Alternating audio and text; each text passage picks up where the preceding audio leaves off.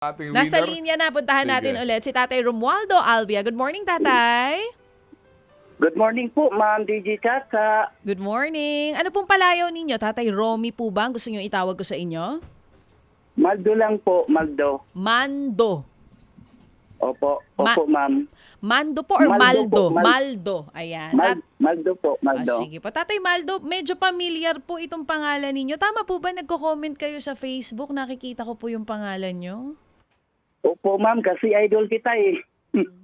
Naku, Idol salamat. talaga kita araw-araw. Oo, thank you naman po kung ganun. Yan. Araw-araw ako, Nandito na po araw-araw yung... akong nanonood sa inyo. Oo, okay, sige. So, yan na pala. Chacha. Sige, go ahead. Kung idol ako, nandito yung mas idol mo. Hindi. Huwag mo lang sa... Pinapasa mo sa akin eh. Nandyan po, si Kuya Ted Tylon. Nakita mo, siya na ang nagsabi. No? Pero bago ang lahat, bago mga idol-idol na usapan, ito na muna tatay, bago po yung buhay ninyo, ano muna yung Bible verse na binigay po sa atin ni Pastor Jeff?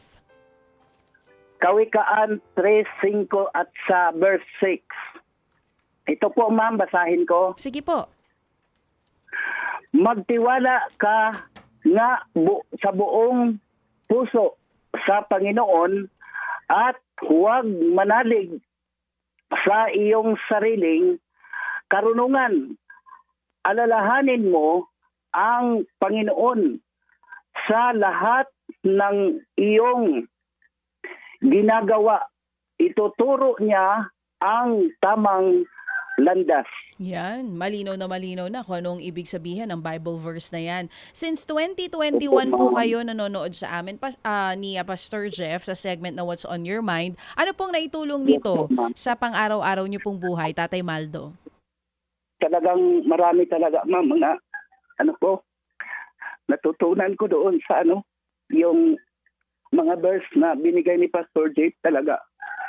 Dahil sa kahit na anong hirap ng buhay namin, lumaban kami ng patas at lalong-lalo na talagang ako sa Panginoon.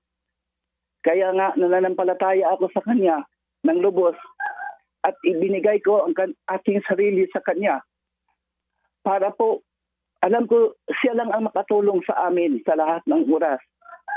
Maraming kahirapan na aming dinadaanan. Noong pagdating ng Bagyong Pablo dito, ubos lahat ang aming niyugan at lahat ng lupain namin. Pagkatapos diyan, binaliwala ako ng mga kapatid ko dahil nagbagong buhay, nagborn again daw ako. Parang itinakwil ako nila. Masakit ang buhay namin, Ma'am. May 5 akong anak. Gusto ko sana makatapos sila ng pag-aral pero hindi pinalad.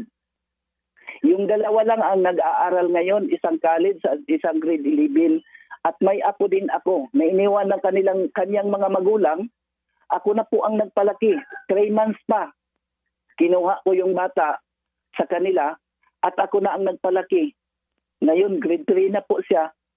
Ang hirap ng buhay namin, Ma'am. Pero sinabi ko sa aking asawa na kahit may karamdaman na siya ngayon, 7 years na siya naging kasambahay doon sa Katiil. Malayo kami, Ma'am. 100 ang pamasahe patungo Katiil at dito sa Baganga. Pero tiniis namin dahil sa kahirapan na magampanan lang namin ang maging magulang na para yung mga anak namin mabigyan lahat ng kailangan nila. Pero may panahon din na kinakapos kami. At alam mo, Ma'am, sa lahat ng oras, pinagdasal ko sa Panginoon na sana bigyan pa kami ng mahabang buhay para makapagtapos yung 2 anak namin at saka yung apo namin. Si Mrs. sinabi ko sa kanya, merong panahon na umiiyak siya pag uwi dito. Every Friday siya umuwi, Ma'am, dahil magsasamba kami sa Saturday. 70 Adventist ako, isang Bible worker po. Ang trabaho ko po, mag-Bible study sa lahat ng mga bahay dito sa Davao Oriental. Kasi po, yun ang sinabi ng Panginoon sa Mateo 28:19 na kaya isangatan yung salita ng Diyos. Kaya ginampanan ko yun bilang isang tao at tagapaglingkod sa Panginoon. Kaya marami akong natutunan kay Pastor Jeff at kay Kuya Ted Tylon. Si Amen. Kuya Ted Pelon, inspirasyon namin sa Amen. buhay.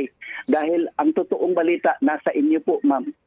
Sana Amen. po, Maldo, yun talaga. Maldo. Opo, Sir Ted. Maldo, Opo, Sir Ted. naiintindihan ko. Talagang gusto mong ibulalas yung niloloob mo dahil sabi mo nga, napakaraming pagsubok ng inabot ninyo. Ang inyong lugar na iyan, yung Katiil, Baganga na iyan, napuntahan natin yan, nung Pablo, talaga namang delubyo ang inyong inabot. Sige, ganito, Maldo, ang iyong premyo, 2,000, sa mabalak mo nang gamitin. Itong 2,000 galing sa ating Happy Anonymous. Sa mabalak. Ang plano ko talaga, Sir Ted, dadagdag ko na lang sa tuition ng anak ko. Mhm. Kanina, tumawag ako sa kanya. Yung kunak, nandoon sa Davao siya nag-aral ng college. Tinawagan ko siya, yung kunak, papaano naman ito? Yung pera ko, maliit lang dito. Mhm. At yung bayaran mo yun, meron pa tayong kailangan, yung bahay natin, kailangan natin ng material. Kaya, meron akong pera dito. Natawagan ako ni Sir Ted Pailo, natawagan nila ako. Ngayon, may 2,000 pesos siguro Mhm. na mabibigay. Ano talaga ang gagawin? Sinabi ng anak ko, huwag mo nang alalahanin yung tuition. Nabayaran ko na, nakautang ako dito. Ibili mo na lang muna yan ng material natin para yung bahay hindi na tayo mahirap na. Nakita namin ang bahay sa Ted. Sirang-sira na. O sige, ganito. Oo. Sige, itong nag-aaral mong dalawa sa sa Davao City mismo to?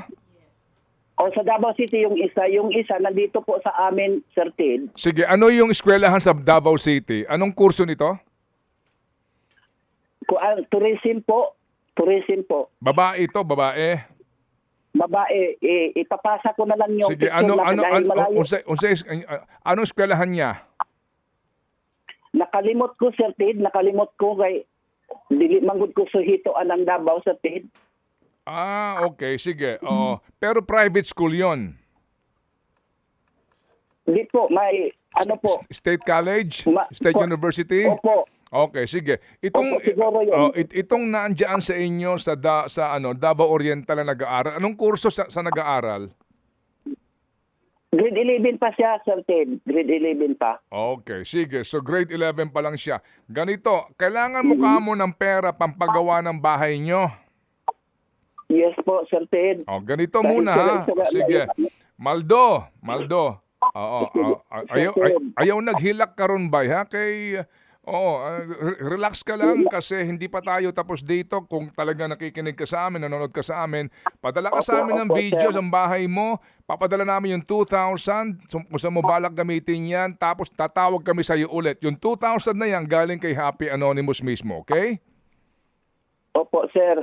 Ibibili ko kaagad yun Ibibili ko kaagad ng material ngayon. Okay, sige.